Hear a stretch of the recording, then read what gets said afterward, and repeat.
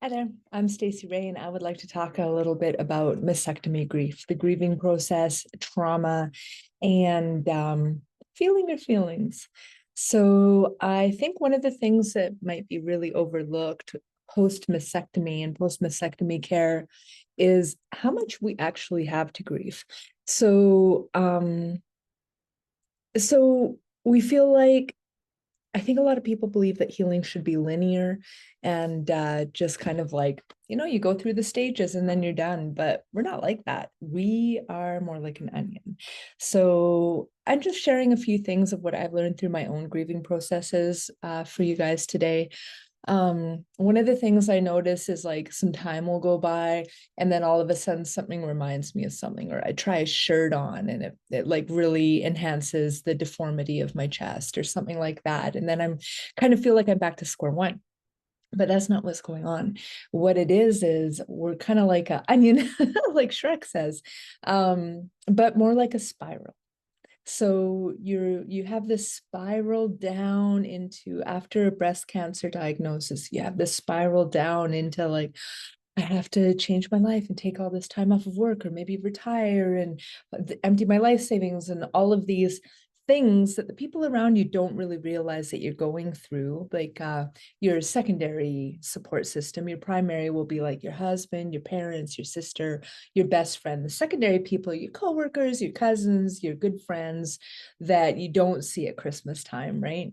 And so a lot of those people have no idea what you're going through, and it can feel a little bit lonely because it can be hard to talk to. And I think that some of that might have to do with that they're also grieving in a smaller way, a secondary grief. You have the primary grief, but they're like your partner will be like, oh my God, what if I lose my wife? Oh my God, she's my everything. I can't fix this. They'll be going through their own stuff and maybe not really talking about it because the focus is on you, fairly and rightly so. So it's this talk is a little bit messy because the process is really messy. There is no linear way to A to B to C to D, and then you're done. Here's your certificate. You're healed now. So I do a lot of work with people at different varying stages of the grief, trauma acceptance, part of their journey. And I've been through it myself, not the cancer part, but I had a breast reduction when I was 23 a long time ago. And then I had necrosis and some crazy complications. And that was a little trauma of its own. The necrosis is, if you've had it, you know how hard that is to deal with emotionally. Physically is hard to deal with, emotionally is crazy. And then the scar tissue from that led me to having a recommendation to have a preventative mastectomy after I got diagnosed with BRCA1, which gives you an 83% chance of getting breast cancer, I think I was told at the time. Um, and then I had complications from that, which were their own little traumas on their own. And then a few years later, they recalled my implants. I had a breast implant reconstruction, and then my implants were making me sick for a few years. And I knew something was wrong, but I couldn't tell what. And then when I learned about breast implant illness, I realized that that's what I was experiencing, and all my little symptoms made sense, like the heavy brain fog and crazy lethargy and depression. I just didn't want to go anywhere. Brain fog, like I couldn't remember things, and I was getting to work and realizing I had left stuff at my other work and just made everything a little bit harder, but nobody understands that stuff. So then when I decided to explant and have my implants removed and no more implants put in, I'm like, nope, I don't want to go through that again. It was terrible. Then I was not only left deformed, but also they nicked a vein in the surgery that waited a few days to activate. And then I had some hemorrhaging 10 days after that surgery. And I had to choose life that day, and I wasn't really happy with my decision. So I struggled with that emotionally. And what happened after that was I'm trying to keep this short. Um, 3 weeks after that, I went over to Amsterdam to do a training because I train areola tattoos, if you don't know that. And I went over to Amsterdam to do some work with another amazing lady over there. Right after my life-saving surgery to quell the hemorrhage that was going on, within less than 4 weeks later, I was in Amsterdam, and that was the week that we went into lockdowns for COVID. So I was in a strange land. I was with strange people. Luckily, they were amazing people. That was a blessing. But it was still, I wasn't at home and I couldn't get home. I could not get back to my country. They canceled all our flights. And so it was just like boom, boom, boom, boom, boom, like one after the other. And in between all of that, all the people that were close to me passed away. A lot of people that were close to me passed away. My entire immediate little core family unit. And yeah, so anyways, I've just been through some complicated trauma, complex trauma, complicated grief. It compiles, it accumulates, it makes it harder to see clearly. And I do a lot of mastectomy work. And what I find is a lot of the women that I work with, and men too, of course, many are even harder because they're not really taught to talk about their feelings quite the same as women are. So it makes them even feel a little bit more isolated. What I was finding was a lot of the people that I was having these conversations with that actually understood what I was talking about, weren't really even identifying that what they had been through was traumatic, or that it was going to need a grieving process. And so when I started talking about these ideas that I want to share with you guys right now, they were like, ding, ding, ding. Oh my God, that makes so much sense. Oh my God, that's what's going on. Oh my God, I don't feel like I'm going crazy. Um, yeah, I made a little slideshow. Let's just start that. And then we'll talk about it a little bit more as we go through these little slides. I've got one, it's pretty short. I've got one little piece for kind of every element of this. And hopefully it'll make a little bit of sense to you guys. So mastectomy grief. I just put a shock picture in here because I had the same stuff going on in my body. If you've had a mastectomy, you remember what this felt like. Your first couple days home from the hospital. And for me, I wasn't even warned that I was going to have drain tubes. And so they felt like a little bit of an extra trauma for me as well. I was really disgusted and put off by them, and they were not explained to me at all. And all of a sudden I'm at home and I'm just coming out of the drugs, and now I got to bleed them. You have to bleed them, right? Like if you've been through this before, you know what I'm talking about. If you haven't, these drain tubes are fishing out all of the inflammation and inflammatory response here so that you don't develop a seroma. And you actually have to pinch and pull along the tubes to move the fluid through. They have a little bit of a suction action to them.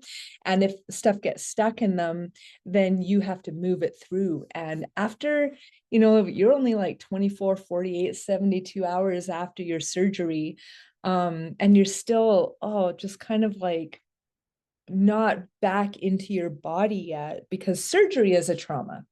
Surgery itself is a weird little trauma that you have to grieve because your subconscious is active, but your conscious mind is taken out of the equation with the anesthetics. So your subconscious knows that it's in danger. It can't do anything to stop you. The body is paralyzed, and your subconscious is like, the alerts are going off and nobody's listening. So even that one aspect of it is going to require a little bit of grieving for the fact that you couldn't come in and save your subconscious mind from this threat that it didn't understand. And there's a book called The Body Keeps a Score. All of these feelings could hide in little places in our body and be triggered by touch, by memory, by words, by songs. And then all of a sudden, out of the blue, you think you're totally fine. And then all of a sudden you're like, oh my God. And something else washes over you. There is hope. It only washes over you when it knows you're ready to heal. Your psyche understands that you're not in danger anymore on some level. It understands that you're no longer in danger. The original event that was happening isn't happening right now and is coming up so that you can face it from a more well-rounded point of view. But there's still the aspect of it. I don't know if you guys know this, but your brain can't fully tell the difference between a memory or reality. And they've done a whole bunch of testing around this. I can't remember the testing. It drives me nuts that I forget the name of it. It was a weird name. But they did this experiment where they did like, I don't know, 20, let's say, a good number of ACL surgeries on the knee with the soft tissue in the knee, tendons and ligaments. And what they did was they did the surgery on half of the people and didn't do the surgery on the other half of the people. And they're unconscious during the surgery. So the people that didn't get the actual surgery, the surgeons acted like they were doing it. So they went through the motions and they said scalpel, and they opened up, there was an incision, there was follow-up wound care, all of that. Like everybody thought they had the surgery. Well, they knew that they were in an experiment, but everybody, they didn't know if they had the surgery or not. So the people who didn't have the surgery, where their surgeon said scalpel, and then they pretended to make the incision, but they didn't actually make the incision on the inner soft tissue. And they went through the whole thing, went through the healing process, asked people 6 months later, a year later, how do you feel? The control group actually, the people who didn't have the surgery actually reported a higher level of satisfaction with their outcome than the people who actually had the surgery. So when people say mind over matter and talk about how powerful the mind is when it comes to healing, there's a lot of experimentation that they've done to prove that. So when you see this picture, you're a little bit triggered. I'm sorry about that. I just realized I should have probably given you a warning. Hopefully you're in a place where you can be like, take some deep breaths and just even admit to yourself, yes, this happened. And it sucked. And I'm a little better now. That can be a powerful part of moving towards feeling whole and complete in your healing journey.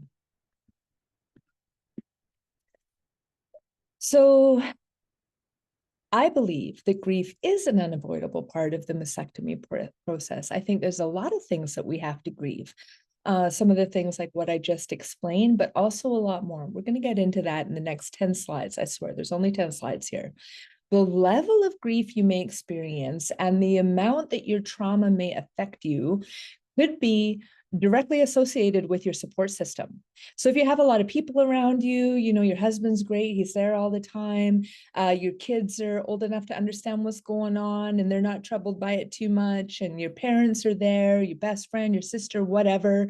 If you have a lot of people around you that are strong enough in themselves to support what you're going through without taking it personally or causing any drama or blaming you for it, then you can have a way easier time moving through all of these feelings, because you don't feel like there's anything wrong with these feelings. If you don't have those people there, like with me, they passed away. You know, I was in the hospital after my mastectomy, just really wishing my mom could be there, and she was already gone. She died of ovarian cancer like 3 or 4 years before. That wish could never be fulfilled. But if you're a family, you got a strong family unit, and you're like, oh, I really wish my mom could be here, and you call her and she comes, that's a completely different experience. So for those who are watching this who haven't been through any of this, please do not be judgmental. Honestly, if you haven't been through this, you have no right to be judgmental. You really don't. And if you have been through this, go gentle on yourself. It's a hard journey. So breast cancer is the #1 diagnosed cancer. So this process is going to be way more common than we realize. It used to be like 1 in 8, I think, people were diagnosed. Like 1 in 8 women would be diagnosed with breast cancer, which is over 10% of the female population. and over 5% of the entire population. So look around you. Do you know 100 people? How many friends do you have on Facebook? How many of them have been diagnosed with breast cancer that you don't know about, or may be diagnosed or in the process of it now? It's such a common affliction on society that we really do need to make it, in my opinion, a stronger point of our discussions and conversations about tough things. Surgery is a prime pathway of treatment. So most of the people who get diagnosed with breast cancer will choose surgery. I don't remember the exact percentage. I had it written down at one point here last week. But surgery is the prime pathway, whether you're in Canada, the US, the UK, no matter where you are. So most people, unless even a small lumpectomy, which may be a day surgery, local anesthetic instead of a general, in and out, we're good, we got everything. You're still going to have a little grieving process to go through. And one thing that really kind of shocked me right now, because I just told you my journey of losing my breast implants, my reconstruction, and how deformed my body is now, and my chest is concave, and part of my tissue is adhered to the lining of my lung, which is very closely adhered to the lining, or the lining of my rib cage, which is really close to the lining of my lung, which is where I had the hemorrhage. So in order to avoid a lot of these complications, because the complications are traumatic on their own, a whole traumatic thing on their own. So many women are choosing to go straight to flat to avoid these complications and these extra griefs. So most women now, over half, now don't even want to have breasts anymore because of how scary all of these things are. And then we talk about trauma.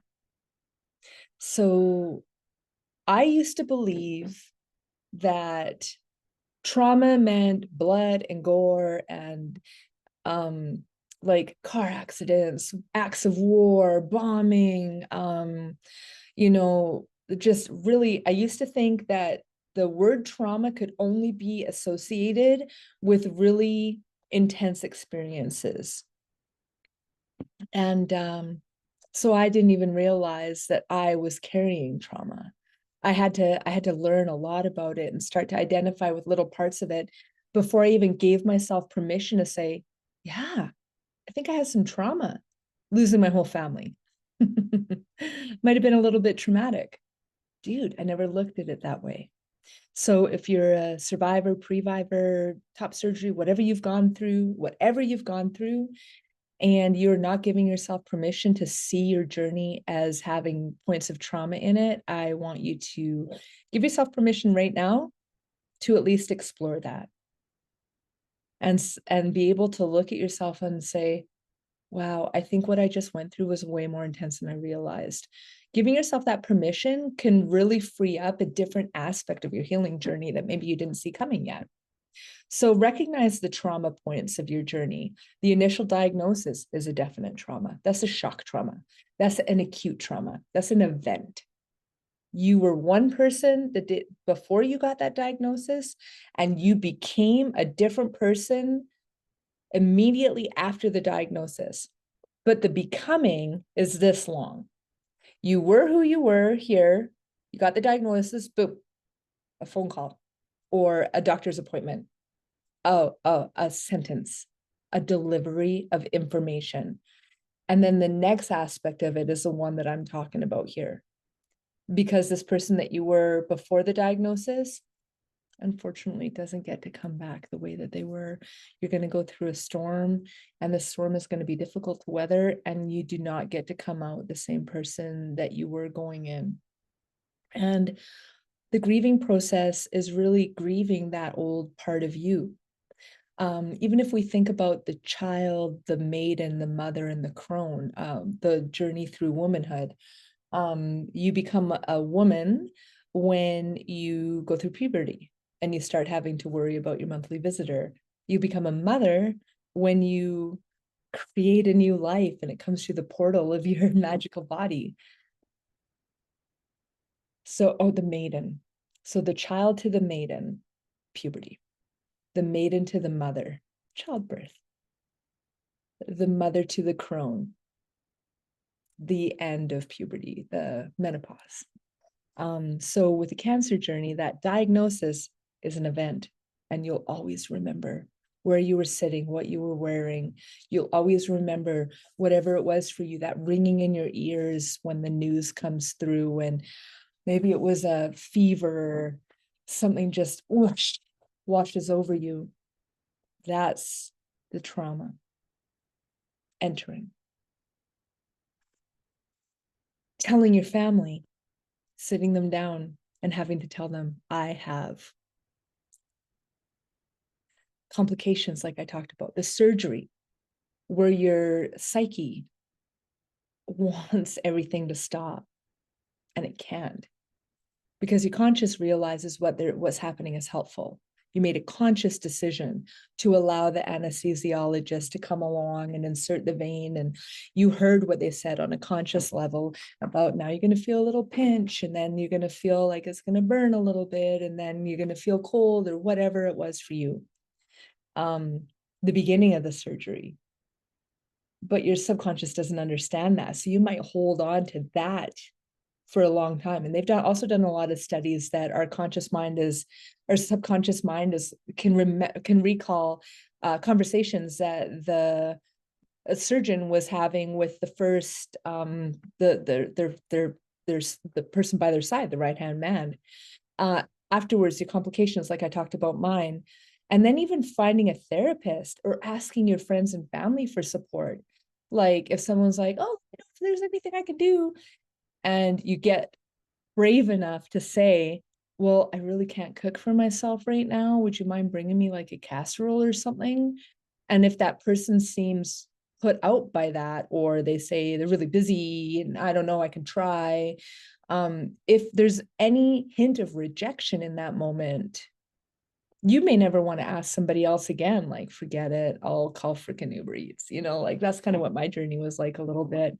So even asking for support can really be something you have to grieve later, that I was really hoping I could depend on this friend and they couldn't be there for me in the way that I needed them. Finding a therapist can be hard. You might call therapists. I was very lucky to find a PTSD therapist that does EMDR, which I highly recommend. EMDR is fantastic. But if you call a therapist that one of your friends had great luck with, and she's like, oh, you'll love her, and you finally get brave enough to call this therapist up and they say, oh, I can't take on any new clients right now, the disappointment of that can feel like a knife through the heart, right? Also, it can bring up childhood wounds of rejection or abandonment from your developmental years, which is childhood PTSD. That for me, it was one of the fun parts of going through realizing I had trauma, was realizing that it started when I was about 3 years old. So I'm like, oh, great. Now we got to deal with this too. And sometimes you might feel like that, and all feelings are valid. So here's a few types of trauma. So at least you can understand trauma. So if you do feel a certain way, you can validate yourself by learning a little bit more about it. Just do a Google search on trauma and see what parts of it you resonate with and what parts of it you don't. Oh, this is supposed to be acute trauma. I misspelled that. I was just typing like a little mad woman. I was really fascinated by all of this information, but that's the event. That was that diagnosis, that one sentence, that delivery of information, whatever. Like the acute trauma is right there. You can pinpoint it. This car accident, this, whatever it was, your partner passing away. There's acute traumas are very easy to pinpoint. And it can be a little bit easier to compartmentalize because it was just one thing. Where chronic trauma is, say, developmental trauma, like I just talked about my childhood stuff, the neglect or abuse or abandonment, but it can be ongoing or prolonged, which like say you are in a relationship, you're married to somebody who's got a drinking problem, and maybe they're verbally or physically abusive to you.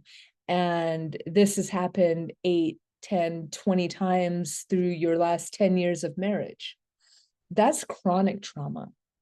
And you might just see it as a fight, but there may be more underlying to that. And then when you get a breast cancer diagnosis, it could compile. The diagnosis could feel like another act of abuse from the world against you. And you may start to feel like it's not safe to be in the world. And I have felt like that a lot of times. I don't feel safe. And I don't know why. I can't put my finger on it. I don't know what's going on. I just don't feel safe. And it's because I didn't feel safe in me, because I'd been through so many on top of one, on top of the other. So complex PTSD is multiple or different events. So the multiple events could be, like I said, the abusive partner. The different events could be like what I shared with you. I lost my mother, then I got the BRCA diagnosis, then a good friend of mine passed away.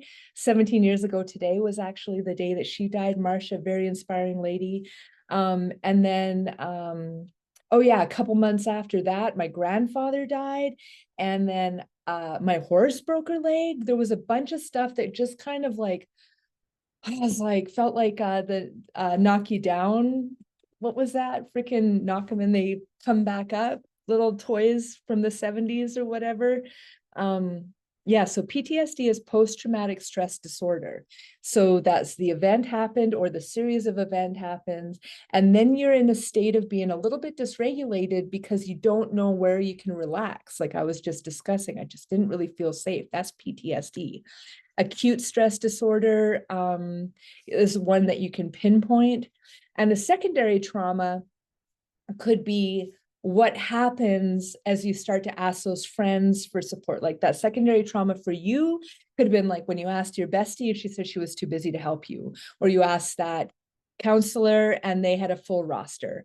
Or it could be that your husband is so terrified to lose you that now you kind of are shouldered with the responsibility of supporting him when you really need that support, right?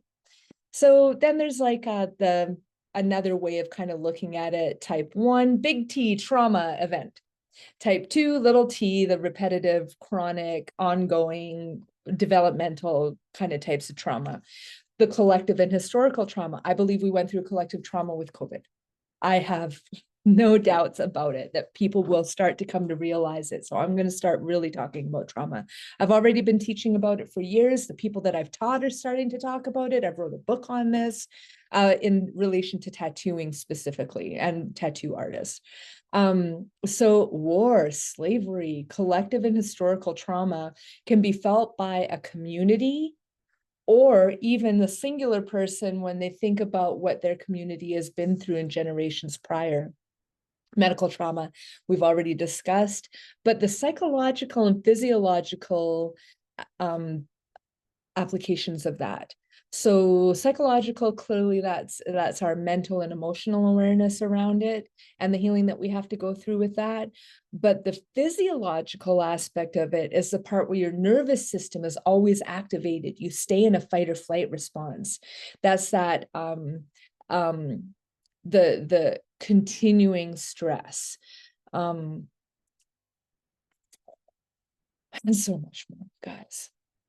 So what I'd like to invite you to do is acknowledge your feelings around all of this. Any feeling that came from any part of any of that or anything else, if it comes up, I really encourage people to sit with it. This is what I've been taught. And since I've been taught and asked and invited to just sit with the feeling, I've really learned to not be afraid of the feelings, which has really given me a lot of personal empowerment over my own healing process. You know, I can sit there and I can be like, look around my surroundings. I'm in a room, I'm in my office all by myself right now. Nobody can hurt me. You know, and just sit with my feelings. And it's safe for me if I need to cry or emote, I can do that. Nobody's going to judge me. Nobody's going to say I'm crazy for having feelings, you know? And I was taught by one of my mentors, a feeling felt all the way through is bliss. And I love that statement Because if you actually sit with the feeling all the way through, if you cry, if you have to punch a pillow, if you have to scream or stomp your feet a little bit, whatever you need to do to move it out of your body and experience the changing energy as it moves, because emotions are energy in motion. This is the most important part, in my opinion. Just having the wherewithal to just sit and say, I'm terrified. I am so scared right now. What if X, Y, Z? What if the cancer comes back? What if my husband leaves me? What? Or the rage. Why didn't that doctor take better care of me? Why was this allowed to happen to me? Or even why me? And the rage might even come from having survivor's guilt. If you were going through chemo and you have a group of 5 girls and you guys are all in the Wednesday noon group that goes into the chemo room or whatever, and say 1 or even 2 of those girls doesn't make it, which I hear a lot of my clients tell me stories about that, and I help them move through those emotions. You might have a really hard time being like, why me? Why do I get to live? This person was so much better than me, or they had kids and I don't, or whatever it is. Any kind of feeling, all feelings are welcome.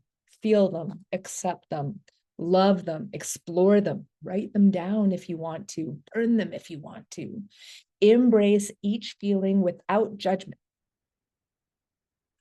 Thank it for showing up and teaching you what you're worth. If you have a feeling of anger, it's because a boundary has been crossed. And you could say, you know what? I'm going through a lot, and that person judged me and called me crazy because I'm processing it, and I deserve better than that. That's how your feelings teach you what you're worth. And then you can release it. You can say it out loud to yourself a couple times. I deserve better than that. I really do deserve better than that. You know what? I give better than that, and I deserve that in return. And I'm going to make sure that in the future, if somebody's being emotional around me, I'm going to make sure that they know that I don't judge them in any way, because I know what that feels like to be judged for having feelings. True acceptance. That's the way you love yourself more. But it can feel lonely sometimes, because most of the people in your life don't really understand what you're going through. They might not know what to say, so they might not say anything at all.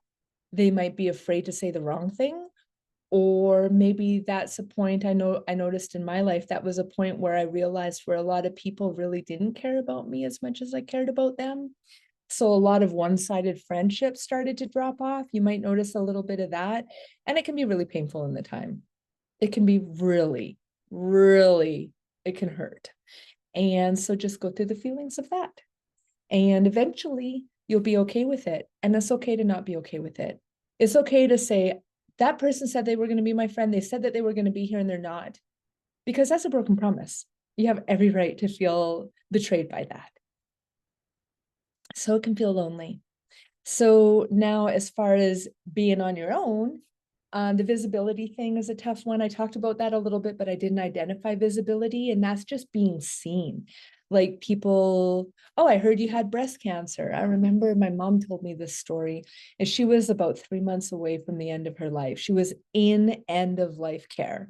And she felt so good one day, she wanted to go down to the store and buy some nice strawberries and stuff and make a nice dinner for when Steve got home from work. And she was just feeling good, and she went in and she was having her little time and picking out the right spinach. And after months of not feeling good, that was a really good day for her, until she ran into an old high school friend that said, oh, hey, Deb, how's it going? Geez, I heard you had cancer.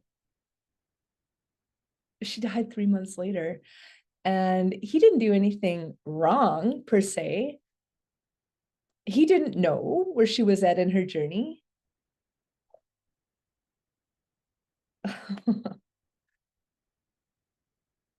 So be ready for that. Be ready for those little moments where people say the wrong thing, and you just have to try to handle it with grace, you know? Um, that's that memory just really impressed upon me. Sorry. So sometimes you just want to lay low until you're ready to be seen as the new you after the end of all your surgeries and everything. I pushed myself really hard after my mastectomy. I was only 36. So I pushed myself really hard to kind of like be healed, be at the end of the healing journey. And I'm like, I'm good because I didn't have cancer, because I got a preventative mastectomy, because I have BRCA1. So I'm like, I don't need to lay around and, like this, I was given a get out of jail free card. These are all the things, the stories I was telling myself in my head in my 30s.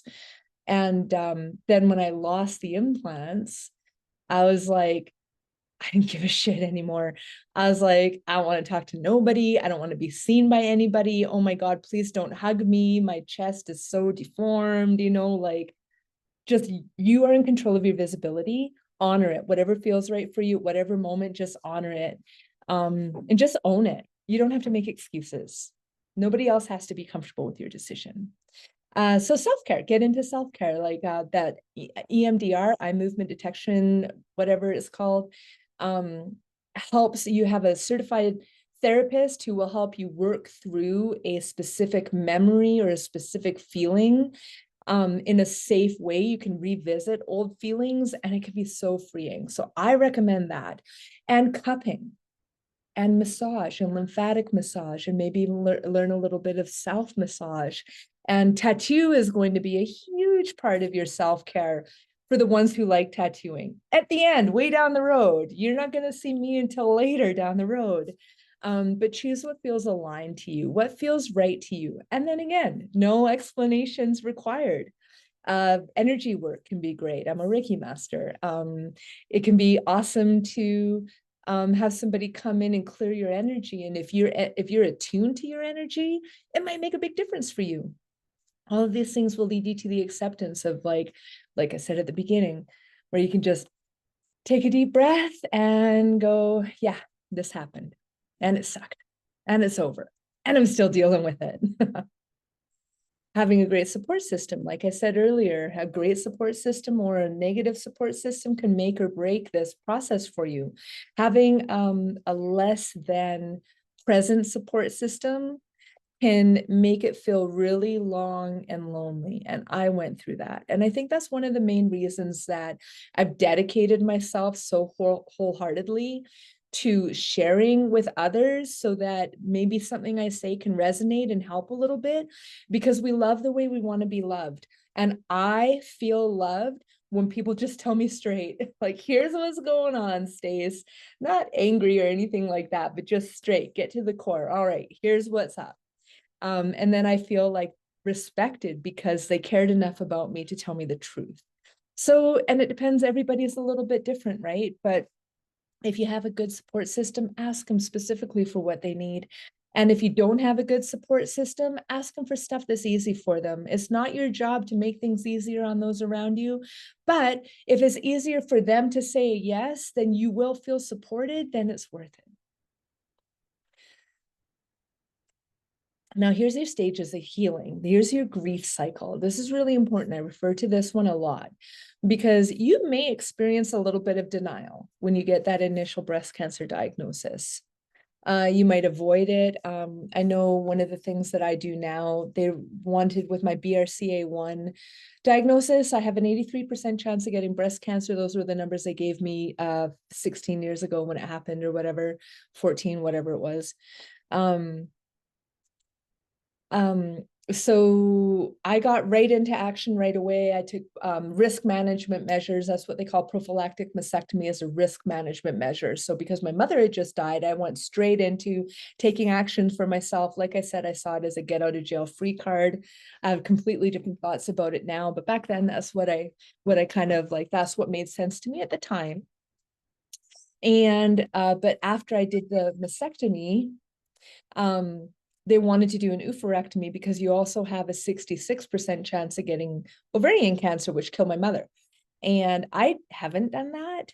And so I do feel a little bit of avoidance around that, especially now that I'm 50 and they wanted to do it when I was 40 and I just haven't done it. So there has been avoidance that I will take ownership over. Shock, fear, confusion, all of that, the denial Denial can show up as a bunch of different little weird little ways. It can show up as even like people who spend a lot of time playing video games. That's an avoidance technique, right? Drinking is an avoidance technique. Working is an avoidance technique. Working out a lot, you can avoid a lot of feelings that way. So just give yourself permission to honor that you might be avoiding something, and that's okay too. And are you ready yet? Keep asking yourself, am I ready to face this, or do I want to avoid for another couple months? That'll give you an empowered point of view to look at it, because you're making the choice. You're not just in the avoidance, you're using the avoidance until such a time as you don't need it anymore. And then you're using it as a tool. It's not the healthiest, so.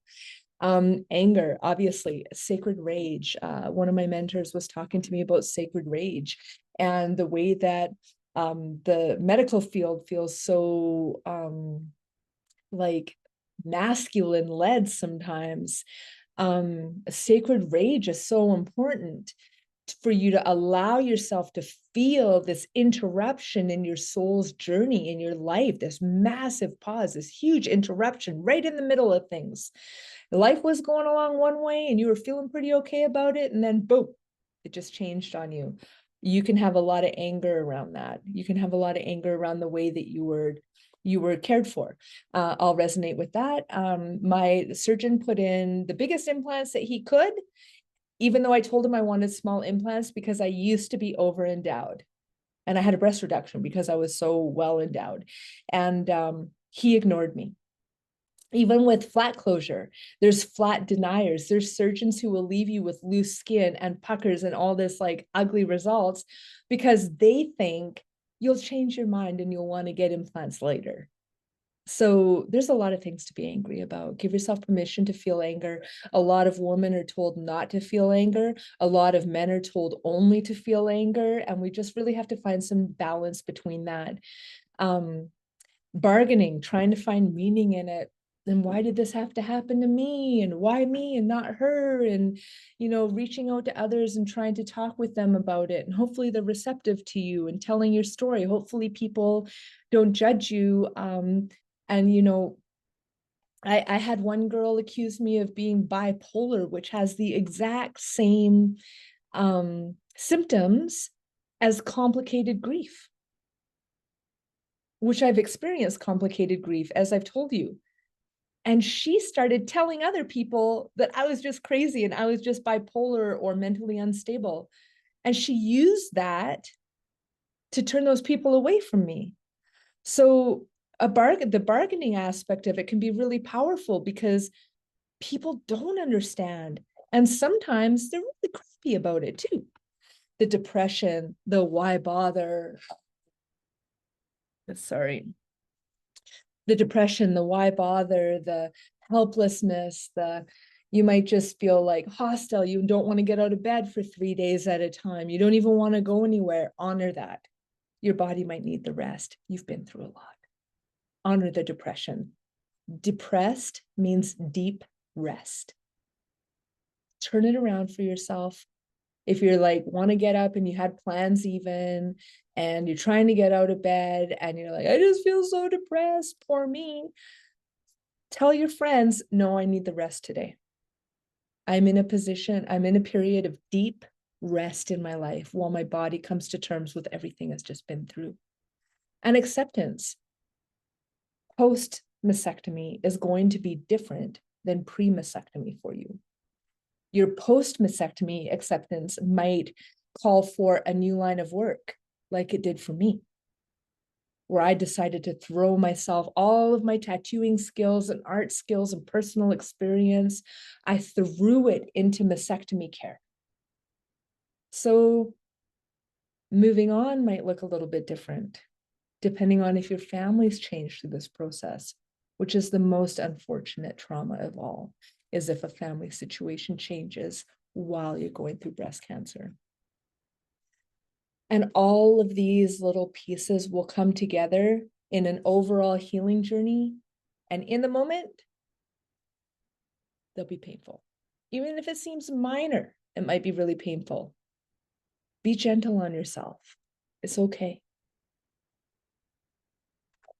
And then the grief, like, what are we grieving? What is this grief about? A couple things I've already mentioned.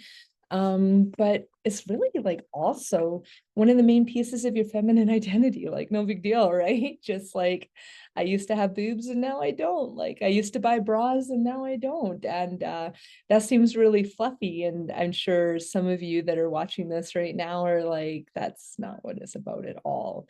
But what are we grieving specifically? Let's make it specific. Let's make it personal to you so that you can take ownership of it and you can love it and embrace it and release it. If you're a mother, this is a huge part of your motherhood. You experienced one of the first things that you experienced when the baby came into your body was swollen breasts, painful, right? Everything changes. They never go back to the way they were. You had life-giving moments with your baby. Maybe you had parts where your baby wouldn't latch on. Maybe you had parts where you breastfed for too long because they wouldn't let go. And then you have like little teeth marks. You know, I've heard it all. I haven't experienced motherhood myself, but I just remember what people have told me. An erogenous focal point, you know, obviously men is a focal point for men. And it's unfortunate the way that society has hypersexualized the breasts. And even last year, there was that football commercial that had all the cheerleaders jumping up and down, and the commercial, the video just panned across their breasts. So you just had bouncing boobs. And I just know that that was a trigger point to get men to pay attention. And then in the end, it was like breast cancer comes in all forms. And I like, some women were okay with it. I was not one of those women. I was like, man, I will never have breasts again. Like, why did you just bounce a whole bunch in my face for what? The purpose of raising money for, I'm like, I did not like the way that that was handled at all. Yeah, I don't like the bouncing breast to get attention for breast cancer at all. There's nothing about that that appeals to me. It's actually quite offensive in my opinion, but that's just me. I'm just owning my opinions as I want you to own yours. It's okay to feel this way. It's okay to feel whatever way. But it is a focal point and it brought you a lot of pleasure. And it might not again, because even when I had my implant breast reconstruction, I didn't have any feeling. And like maybe I looked good, but didn't do anything for me. When I hug people, I had one person kind of a little bit, I felt a condescending tone. That might be just the way I took it. But she was like, you don't really like hug, you just kind of like pat. And I'm like, well, I don't want to press my indented, deformed chest against you. Like, no, I don't really hug closely anymore. No, no, I don't. And I'd really like it if people just accepted that and didn't, you know, give me a hard time about it or make it seem like I was doing something wrong. It's obviously a cornerstone of your wardrobe and your personal style, like because from young age, like about what, 3 years old or 4 years old, the girls have to put a shirt on, like when you go out, like all the kids are running around, say there's a barbecue, family barbecue, and all the kids are running around, and you come running out there with no shirt on, and then all of a sudden an ant comes up and pushes you back away, and you go put a shirt on. And I'm like, yeah, but Brian doesn't have a shirt on. Like, what's the difference? That's where we our first key that there's a difference between girls and boys and that we need to be shameful and they don't. And there's this psychology around that that comes into that. You're going to have to grieve that potentially. You might want to understand it more. You might not want to understand it at all, but we built our whole lives around this. If you go out and you want to get attention from guys, you wear low cut, right? And you make sure that that is seen. Some women even contour them and put makeup on them. And if you go out and you don't want to be noticed and you don't want male attention, you'll wear a turtleneck or like, right? Like you like kind of, you cover it up. We learn to manipulate our surroundings by the way that we dress or undress our chest. And it's something that not a lot of women really are aware of, not the women that I'm working with. They're like, yeah, I never really thought about that. And I said, I didn't either until I started going through what I went through. The biggest thing that I have to grieve is feeling normal. I just don't feel normal. And like I said, there's been some women out there that are, you know, try to use my grief as if it's a mental problem, and it is for me, but not for people around me. Like, I have some stuff to grieve. I have some sadness and some depression to work through and some trauma to release and heal. And so I don't feel normal. I don't look normal. I, I look flat chested, and then I got the belly, and I didn't realize. There's another thing a lot of you guys are going to resonate with. I didn't realize, like, I never saw my belly. But now it's all I can see.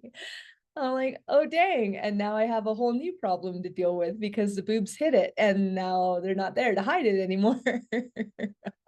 So that's why I say your hourglass figure, because now you might be a little bit like this if you haven't done a reconstruction. And trading breasts for scars, it's like, there's so many days in your life that you start off your day in front of a mirror and you see breasts and the nipple areola complex. And you're used to seeing that. You've seen it since the first time you looked in a mirror. The nipple areola complex has been there from day one. That shit started when your mom first got pregnant, like in the first trimester, second trimester, I'm sure is when that was started. Maybe third, I don't know. I haven't had babies, but like, this is a very common part of who you are. Those two little focal points have been there since day one. And now they're not. And where they used to be, there's scars and redness and maybe drains still, if you're still healing when you're watching this. And then the complications that lead to an undesirable outcome, like I shared with you some of mine, so it's easier for you to identify yours. When I first had my mastectomy, they put in tissue expanders. Under the muscle tissue expanders, a lot of you guys know what that is. So what they do is a tissue expander is kind of like a little hot water bottle, and they make a little pocket under the muscle or over the muscle. I was under the muscle. And they put it in, it's got about 150 to 200 cc's of saline in it. And you go back in every 2 or 3 weeks and they give you another 50 or 100 cc's, and they gradually expand that pocket so that it's a little bit bigger than your implants, so that when you move from the pocket to the implants, you have a little bit of room for fluid or for inflammation, right? And so for me, I didn't get the support I needed post mastectomy. And that tissue expander came out of the muscle incision, but since there was still tape and stitches over the skin incision, but everything had been separated because you have scar tissue from the bottom of your collarbone to the center of your sternum, all the way down to underneath your breast where your bra lining is, and even to the back of your armpit. And even your armpit changes, like even like shaving your armpit is a different shape. And then if you have some cabling in there, if you had lymph nodes removed, anyways, so this tissue expander came out, stayed under the skin, but went into that big void of all where there used to be breast tissue. Gravity kind of brought it down over here, and it sat under my armpit over here. And they wouldn't operate on me because my surgeon wasn't there. I went to the hospital every single day and I was like, fix this, do not send me home. I can't sleep, it's so uncomfortable. I knew that all of this was bonding back together and it was scarring. There was going to be scar tissue there because it's never going to behave like healthy tissue again. And so I knew that all of this was bonding every day that went by. This was healing, and our bodies actually heal quite quickly. So then they had to go back in and pull all that apart.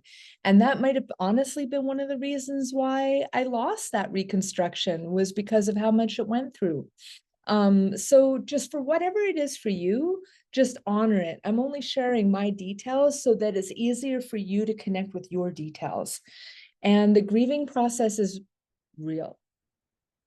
And there's 3 aspects to it for your healing. Obviously the physical, obviously the mental and emotional, and then the energetic as well. So maybe with the energetic could be spiritual for you. You may get more connected with like a church group or something like that. That might bring you a lot of healing. Psychologist, obviously the physical for the healing aspect is going to be the massage, the lymphatic drainage, the cupping, eventually the tattooing when you're ready for it. The mental emotional side of things will be your therapy, your physio in with the physical. your EMDR, tapping if you do some NFT, NLP type stuff. And then the energetic side of it is the trauma recognition, the spiritual aspect of it, the energy work, the energy clearing. And all of those things work together to give you a pretty good sense of wholeness and the gift that comes from it. At the end of this journey, however long it takes for you, we're all different. The gift that comes from it is you know yourself like you've never known yourself before. You've explored parts of yourself that you never would have had the opportunity to explore had you not been thrust into this wild ride. And this time in your life, I believe, is meant for that. I believe that that time in your life is this the best thing that you can do is turn it into like know thyself. And that gives you a strength and a confidence that other people will not understand. It's like there's a song, it says, everybody supports women until they're doing better than you. Everybody wants you to love yourself until you actually do. Because we are conditioned to hate ourselves in such weird, subtle little ways, or dislike or not accept, that when you actually bring this acceptance into wholeness, you carry this feminine, divine, feminine strength that other women are intimidated by because they don't get it. They don't get it because they haven't been through it. And it's not for them to get. You own it anyways. You embrace it anyways. This can take a long time. This is your becoming. This is your becoming. There's something divine in this journey if you choose to see it that way. Honor the tough parts. Celebrate the lovely parts, those little, when you're laughing with your girlfriend and you can finally laugh at how shitty this whole thing has been. Share it with those who honor your sacred voice. Not everybody deserves your sacred voice. You're changed, whether it's for the better or for the worse, however you see it at that time. You're going to continue to evolve the way you relate to yourself. I gave you an idea of that by telling you how I felt about my journey when I was 36, as opposed to how I feel about it now, is completely different because I've evolved a lot. I've experienced a lot since then. I've changed a lot. I've done a lot of work with shamans and with psychologists and massage therapists. I've learned a lot about this stuff. I've faced myself in different ways. It's going to continue to change you because you will never look at life the same again. That you have to grieve your innocence, that life is just always like the innocence, the grief of innocence, I think is the most important thing, because before something major happens in your life, you just feel invincible. You feel like life is just going to be great. Everything's going to work out for you. It's so great. You world is your oyster. And then boom, it stopped. And that before and after are quite different, right? You weathered the storm and your new life awaits, and you get to paint the picture. You get to decide what that new life looks like. So paint a good one. And I love you for it.